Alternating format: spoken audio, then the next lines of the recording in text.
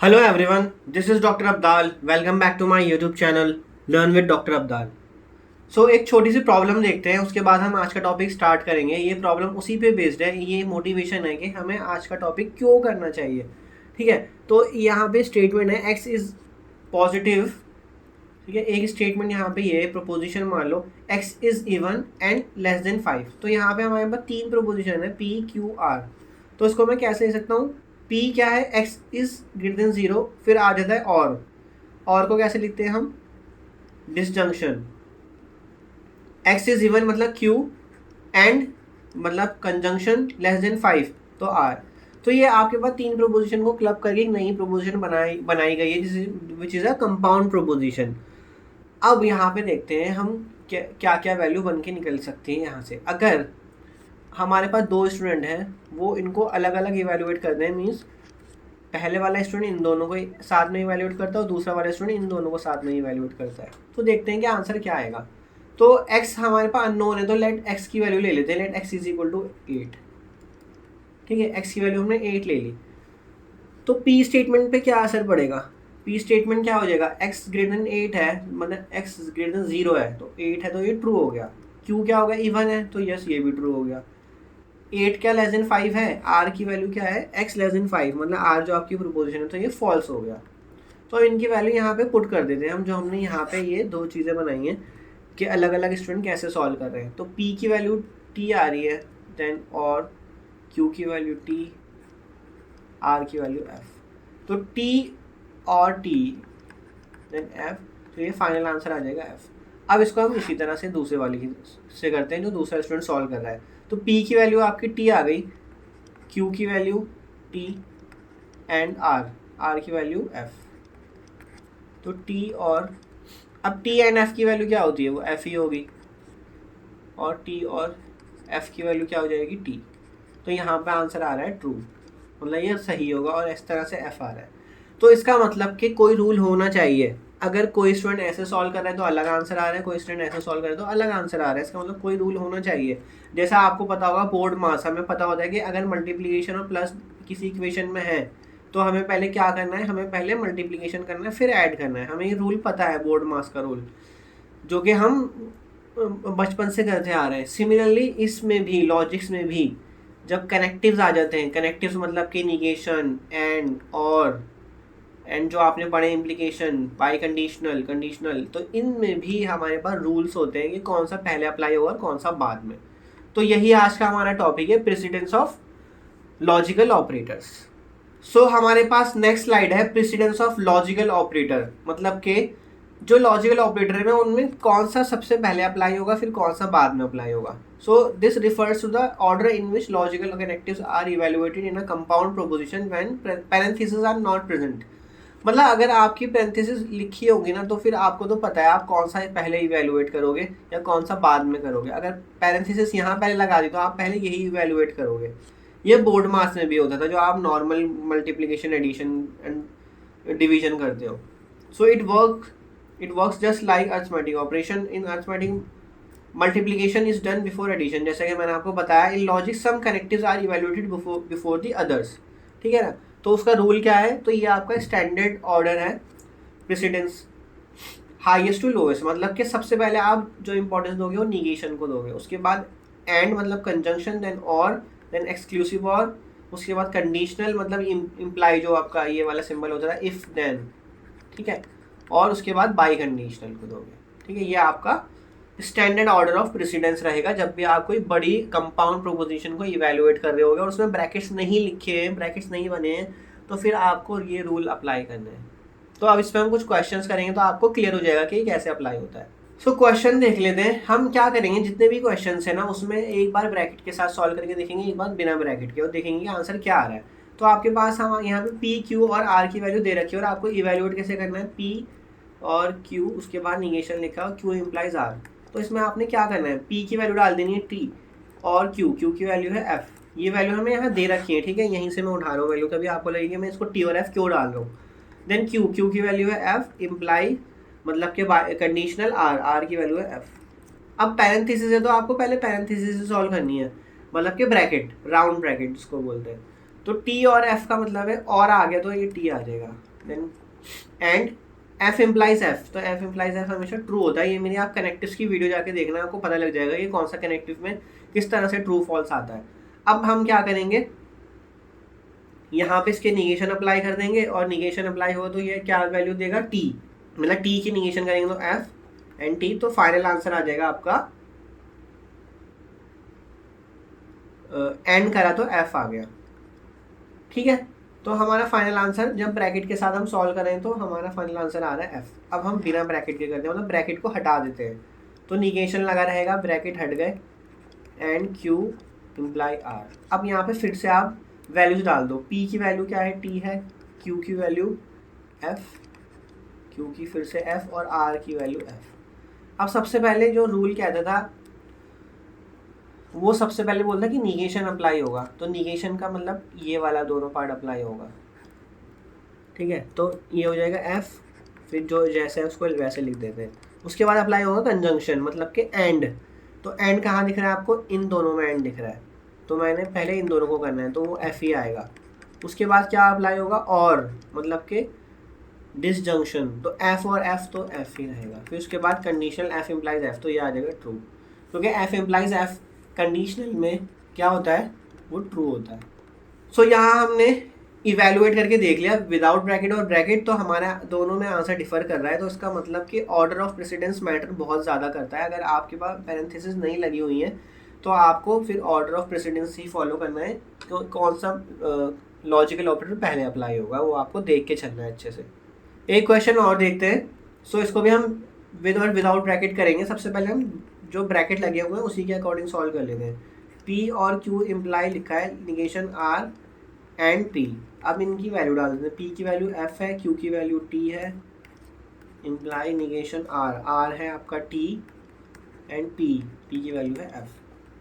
तो एफ और टी क्या होता है, T implies negation T and F, तो एफ एंड एफ आ जाएगा ये, तो टी इम्प्लाइज एफ।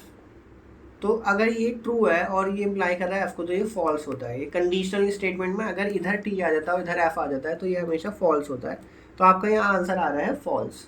अब हम करते हैं इसको विदाउट ब्रैकेट, मतलब पी और Q implies negation R and P, इनकी वैल्यू डाल देते हैं। पी की वैल्यू एफ दे रखी है, क्यू की वैल्यू टी दे रखी है, आर की वैल्यू टी और पी की वैल्यू एफ।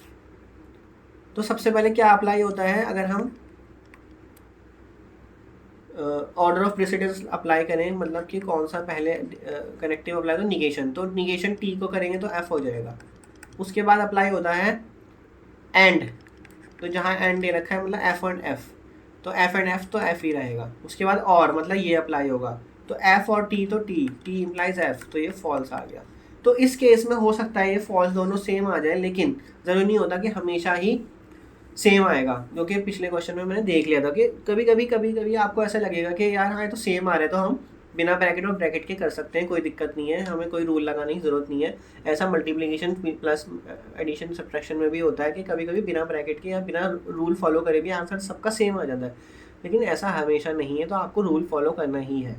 तो सॉल्व करते हैं इस वाले क्वेश्चन को। इसमें आपके पास पहले ब्रैकेट के साथ जो दे रखा है पी एंड क्यू और आर इम्प्लाइज पी, अब इनकी वैल्यूज जो हमें दे रखी है यहाँ पे P Q F P Q R की, तो पी की वैल्यू दे रखी है एफ एंड क्यू की वैल्यू दे रखी है टी, आर की टी इम्प्लाइज पी, पी की वैल्यू फिर से एफ। सो सबसे पहले ब्रैकेट का सॉल्व करोगे तो क्या होगा, एफ एंड टी, तो एफ आ जाएगा, टी इम्प्लाइज एफ, तो टी इम्प्लाइज एफ हमेशा फॉल्स होता है, ट्रू इम्प्लाइज फॉल्स, कंडीशनल के स्टेटमेंट में ये हमेशा फॉल्स आता है। उसके बाद आप निगेशन अप्लाई करोगे तो ये ट्रू हो जाएगा एंड एफ, तो ये आ जाएगा आपका आंसर ट्रू। ठीक है, अब नेक्स्ट हम क्या करेंगे, जो कि हमारे पास मेन जो हमें सीखना है वो है किस तरह से कौन सा रूल पहले अप्लाई करना है। तो ब्रैकेट हटा देते हैं, मतलब किसको पहले प्रेफरेंस देनी है, उसके बाद किसको देनी है, किस कनेक्टिव। तो सबसे पहले हमें निगेशन को देनी होगी, तो सबसे पहले तो वैल्यू पुट कर लेते हैं। क्यू की वैल्यू है टी, आर की वैल्यू है टी और आर की वैल्यू फिर से टी, तो निगेशन सबसे पहले अप्लाई होता है, टी आ गया ये। ठीक है, उसके बाद होगा एंड, तो टी एंड टी तो टी ही होता है। उसके बाद टी और टी भी टी होता है, तो टी इम्प्लाइज टी है, तो ये ट्रू आ गया। यहाँ पे आर नहीं है, पी था, तो पी की वैल्यू क्या दे रखी है, एफ, तो यहाँ तो एफ चल रहा था सब जगह, ठीक है, ये एफ है सब जगह। तो टी इम्प्लाइज एफ आ रहा है, तो टी इम्प्लाइज एफ का मतलब है ये फॉल्स आएगा, ठीक है। यहाँ पे पी लेना था, मैंने गलती से आर ले लिया था। तो टी इम्प्लाइज एफ, यहाँ पे जो आपका मेन ये बन रहा है टी इम्प्लाइज एफ, तो टी इम्प्लाइज एफ का आंसर हमेशा कंडीशनल में एफ आता है, तो आपका आंसर फॉल्स आ रहा है, और विद ब्रैकेट टी आ रहा था, तो करेक्ट आंसर एक्चुअल में फॉल्स ही है इसका, क्योंकि अगर आप रूल्स फॉलो करोगे तो यही आंसर आना चाहिए। और अगर ब्रैकेट आपको क्वेश्चन में दे रखे होते तो फिर ब्रैकेट फॉलो करो, आप ब्रैकेट नहीं दे रखे तो विदाउट ब्रैकेट करो। सो एक क्वेश्चन और देखते हैं, evaluate the expression with and without brackets. So start करते हैं, पी और क्यू एंड आर और निगेशन एस, ठीक है। पी की वैल्यू टी, क्यू की वैल्यू एफ दे रखी है, R is T, negation S. तो टी और एफ क्या होगा, वो टी होगा, और टी और निगेशन एफ, तो ये ट्रू हो जाएगा। तो टी और टी हो गया, तो इसका फाइनल आंसर तो टी आ रहा है, ठीक है। अब हम करते हैं इसको बिना ब्रैकेट के, तो P और Q and R negation S, P is T, Q is F, R is T और निगेशन S is F। तो सबसे पहले आपका निगेशन अप्लाई होगा, तो निगेशन F हो गया आपका T, उसके बाद होगा आपका एंड, तो एंड कहाँ दे रखा है यहाँ पे, तो F and T is F और T। अब इस सारे में और है, तो अगर एक भी ट्रू है तो इसका आंसर ट्रू आना चाहिए। आप पहले किसी को भी इवेल्युएट करो, पहले इसके इवेल्युएट करोगे तो टी आएगा, और पहले इसको इवेल्युएट करोगे तो तब भी टी आएगा, और के केस में हमेशा एक भी ट्रू होता है तो ट्रू आ जाता है आंसर। तो इसमें भी वैसे आंसर सेम आ गया, ठीक है, लेकिन हमेशा ऐसा नहीं होता है, मैं आपको यही बताना चाह रहा था कि इन जनरल इक्वल नहीं होते हैं अगर आप ब्रैकेट और विदाउट ब्रैकेट सॉल्व करो। सो इस पे बेस्ड एक लास्ट क्वेश्चन और देख लेते हैं, फिर हम नेक्स्ट टॉपिक देखेंगे। इसमें हमें एक बड़ी सी कंपाउंड प्रोपोजिशन दे रखी है, इसको इवेलुएट करना है, ठीक है। तो करते हैं इसको स्टार्ट। तो इसी में डालना शुरू कर देता हूँ मैं, P और Q दे रखा है, P की वैल्यू T है और Q की वैल्यू F है, फिर ब्रैकेट आ गया, एंड R की वैल्यू T है और निगेशन S की वैल्यू F है, ठीक। फिर एंड T की वैल्यू F है और U की वैल्यू भी F है, फिर ब्रैकेट आएगा, पूरा क्लोज होगा वो यहाँ, और फिर V की value T and negation W की वैल्यू T। अब देखो कितनी बड़ी एक्सप्रेशन हो गई, ये बहुत अच्छा क्वेश्चन है। यहाँ पे आपको ब्रैकेट सबसे पहले सॉल्व करने होंगे, उसके बाद आप जो बाहर की ऑपरेशन है वो अप्लाई करोगे। तो सबसे पहले T और F, ये क्या होगा, T हो जाएगा, एंड T और निगेशन F, तो ये निगेशन F आपका T हो जाएगा, F और F, तो ये F हो जाएगा, ठीक है यहाँ तक। फिर T एंड निगेशन T, ये हो जाएगा F। अब T यहाँ पर है, T और T की वैल्यू भी T होगी और F हो जाएगा, ठीक है। इस T और T की वैल्यू F हो गई, और T एंड F। अब यहाँ पे साफ साफ दिख रहा होगा T एंड F, तो एक भी F आ गया तो इसका आंसर तो F ही बनने वाला है, ठीक है ना, इसका आंसर F ही बनेगा, क्योंकि जब भी एक भी F आ जाता है कंजंक्शन के केस में तो वो F ही रहता है फिर। और अब इसका आंसर क्या आएगा, ये भी F आएगा, तो F और F क्या आएगा, वो भी F आएगा, तो इसका आंसर ब्रैकेट के साथ आ रहा है F। अब विदाउट ब्रैकेट देखते हैं इसका आंसर क्या बनना चाहिए। तो सबसे पहले तो हम क्या करेंगे, इसको बिना ब्रैकेट लिख लेते हैं सारी चीज़ों को, P और Q एंड R और negation S, then and T और U। उसके बाद एक ब्रैकेट दे रखा है, तो वो ब्रैकेट आपको अप्लाई करना पड़ेगा, या उस ब्रैकेट को भी अगर आप हटा दो तो बाहर क्या है, U के बाद ये U था आपका, U और V एंड निगेशन W, इस तरह से दे रखा है आपको, ठीक है। सो वैल्यूज पुट करना स्टार्ट कर देते हैं। P की वैल्यू है आपकी T और Q की वैल्यू है F एंड R की वैल्यू है T और negation S F, V small t is F और U is F और V is T and negation W is T। तो सबसे पहले तो निगेशन अप्लाई होगा। सो निगेशन F की वैल्यू आ गई T एंड निगेशन T की वैल्यू आ गई F। ठीक है यहाँ तक। उसके बाद एंड होंगे, जितने भी एंड दे रखे हैं आपको, मतलब कंजंक्शन। सो कंजंक्शन कहाँ कहाँ दे रखा है, तो ये दे रखा है, एक ये दे रखा है और एक ये दे रखा है। तो T और F एंड T तो F आ जाएगा, T एंड F फिर से F आ जाएगा और F और T एंड F फिर से F आ जाएगा। अब यहाँ पे सारे और में है और एक भी ट्रू है अगर, तो फाइनल आंसर आपका ट्रू ही आएगा, तो T आ गया। ठीक है ना। और में ये होता है आपके पास कितने भी स्टेटमेंट हो, और P2 और P3 कितने भी हो, अगर एक भी Pi ट्रू हो गया, एक भी Pi ट्रू हो गया, तो पूरी की पूरी जो आपकी कंपाउंड कंपोजिशन है वो क्या हो जाएगी, वो ट्रू हो जाएगी। तो इसलिए इस केस में उसका आंसर ट्रू आ रहा है, और ऊपर जब ब्रैकेट से करा था तो फॉल्स आ रहा था। तो ये है इन दोनों में डिफरेंस बड़ा, कि अगर आपको पैरेंथेसिस लगा दे रहे हैं तो आंसर डिफरेंट हो रहा है, और हटा दे रहे हैं जो हम रूल फॉलो कर रहे हैं ऑर्डर ऑफ प्रेसिडेंस, कौन सी कनेक्टिव पहले अप्लाई होगी, तो उस हिसाब से आंसर अलग आ रहा है। आई होप आपको ये अच्छे से समझ आ गया होगा। सो इसी में एक और टॉपिक देख लेते हैं, converse, inverse and contrapositive. So आपके पास क्या है, एक कंडीशनल स्टेटमेंट दे रखा है P इम्प्लाइज Q, ठीक है, जो कि यहाँ दे रखा है। अब इस P इम्प्लाइज Q का आपको कन्वर्स और इनवर्स और कॉन्ट्रा पॉजिटिव बनाना है। तो इसका बनाने का सिंपलेस्ट तरीका क्या है, P इम्प्लाइज Q है तो इसको फ्लिप कर दो, मतलब Q को P के प्लेस पे ले जाओ, P को Q के प्लेस पे ले जाओ, तो ये क्या बन जाएगा आपका कन्वर्स। तो क्या बनेगा, वो Q इम्प्लाइज P बनेगा। ठीक है। अब इनवर्स कैसे बनेगा, आपको P इम्प्लाइज Q दे रखा था, तो आपको क्या करना है, बस निगेशन से दोनों को मल्टीप्लाई कर देना है। तो negation of P implies negation of Q, तो क्या बन गया आपका इनवर्स। ठीक है, मतलब negation of Q implies negation of P implies negation of Q, ये हो जाएगा इनवर्स। मतलब आपके P और Q स्टेटमेंट गिवन होगा, आपको ये याद रखना, P और Q statement condition statement given है, बस आपने निगेशन से मल्टीप्लाई कर दिया उसको। और कंट्रा पॉजिटिव कैसे बनेगा, उसमें अगर आपको P इम्प्लाइज Q दे रखा है तो आपको क्या करना है, एक तो फ्लिप करना है, P को Q के प्लेस पे ले जाना है और Q को P के प्लेस पे ले जाना है, और साथ में निगेशन से भी मल्टीप्लाई करना है। तो दोनों चीज़ें करोगे, मतलब ये वाला भी कर रहे हो, कन्वर्स भी और इनवर्स दोनों अप्लाई करो, तो वो कंट्रा पॉजिटिव हो जाएगा। तो अब इसमें से दो चीज़ें इक्विवेलेंट होती हैं, इक्विवेलेंट का मतलब दोनों चीज़ें सेम होंगी, जो हर तरह के उसके जो आप रिजल्ट इवेलुएट करते हो, ट्रू फॉल्स देके जो आप टेबल बनाते हो, वो सारी टेबल में सारी वैल्यू सेम आएंगी। तो कौन से, इसको मैं समझाने के लिए आपको P इम्प्लाइज Q दे रखा है। अगर मैं P को मान लूँ कि डिफरेंशिएबल फंक्शन है, जो कि मैंने पिछले भी आपको समझाने की कोशिश करी थी, और ये कॉन्टीन्यूस फंक्शन है, तो डिफरेंशिएबिलिटी हमेशा कंटिन्यूटी को इम्प्लाई करती है, मतलब अगर कोई फंक्शन डिफरेंशिएबल है तो कॉन्टीन्यूस भी होगा। तो अगर मैं इसी स्टेटमेंट को ऐसे लिख दूं कि ये आपका P है डिफरेंशिएबिलिटी और Q क्या है कॉन्टिन्यूटी, तो negation of continuity implies negation of differentiability.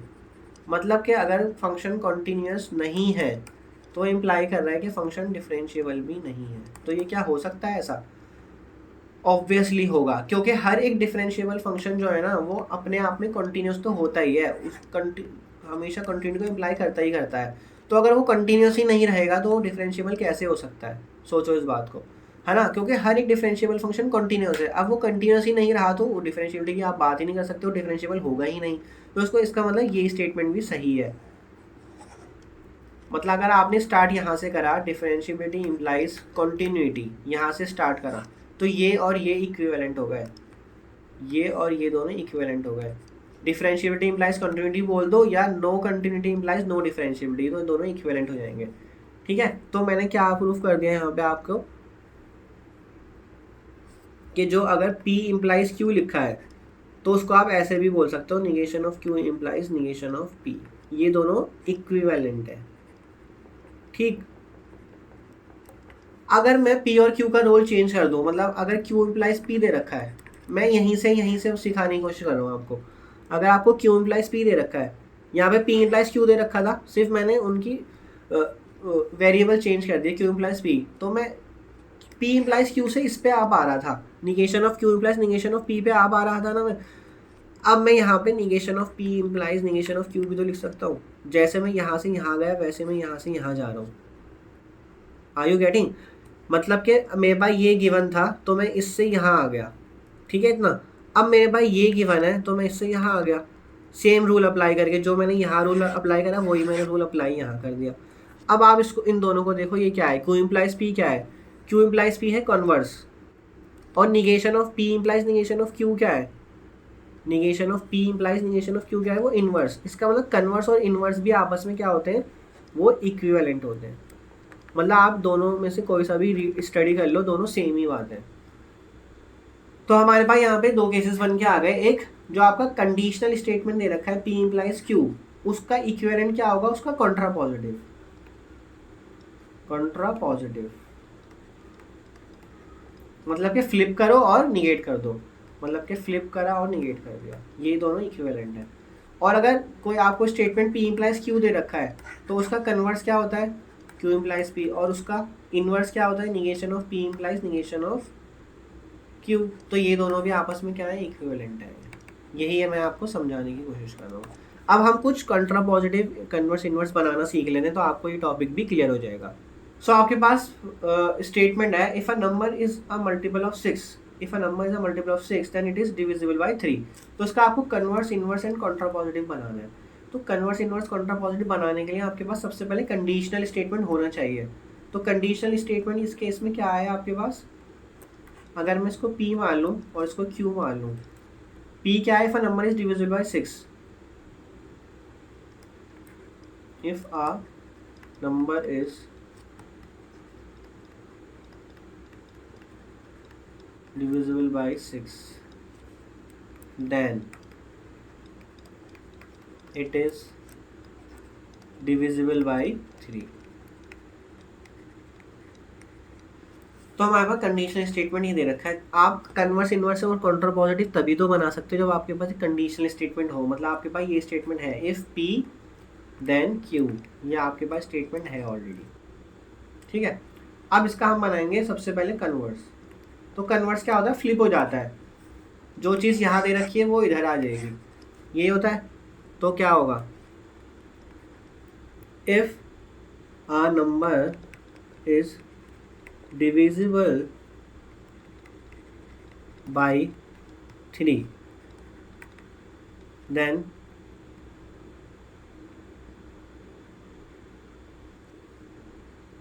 यहाँ पे डिविजिबल नहीं था, मल्टीपल था, सॉरी।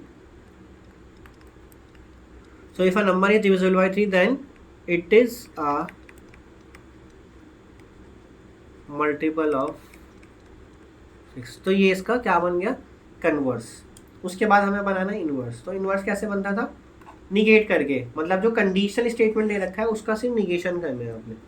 तो इसका मतलब हो गया, if a number is not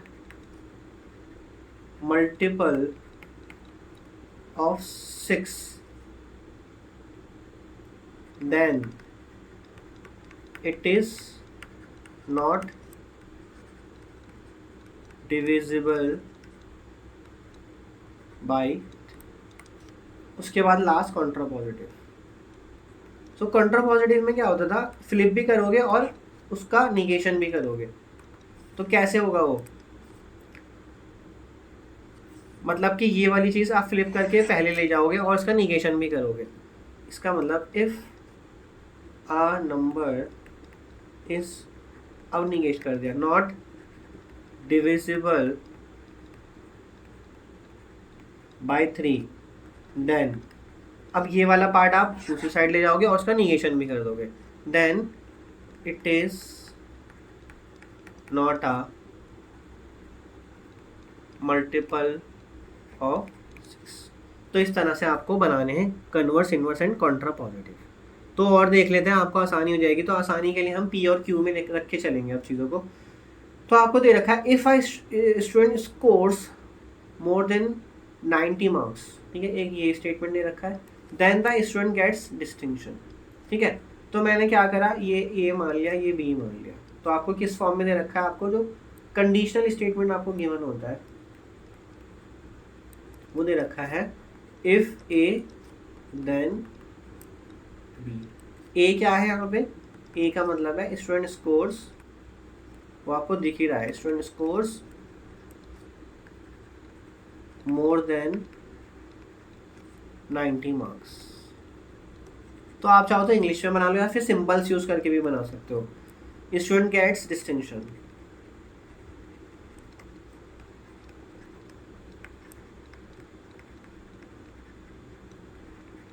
ठीक है, अब हमें इसका सबसे पहले बनाना है कन्वर्स। तो कन्वर्स क्या होता है, फ्लिप करके बनता है। इफ ए देन बी आपको दे रखा है स्टार्टिंग में, इफ ए देन बी, तो इसका हमें क्या करना है, फ्लिप कर देना है, तो कन्वर्स बन जाएगा। तो इफ बी देन ए बन गया कन्वर्स। इनवर्स कैसे बनेगा, जो आपको कंडीशनल दे रखा है उसको आप निगेट से कर दोगे। तो if negation A then negation B, और कंट्रा पॉजिटिव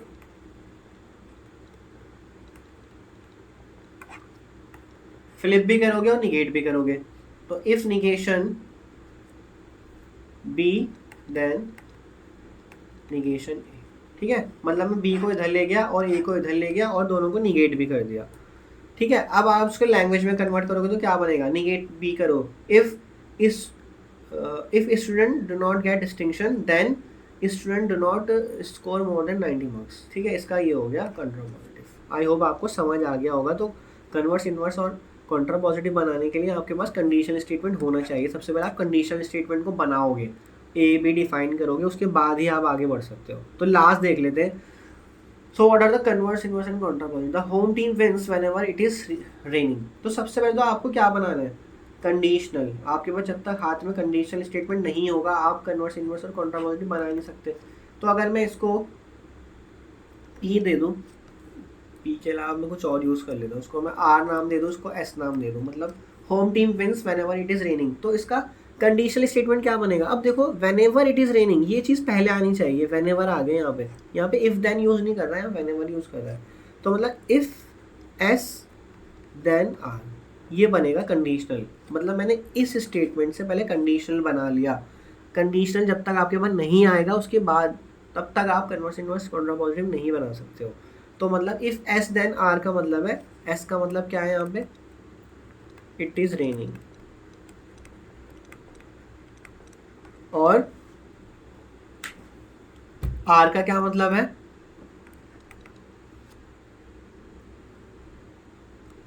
होम टीम विंस।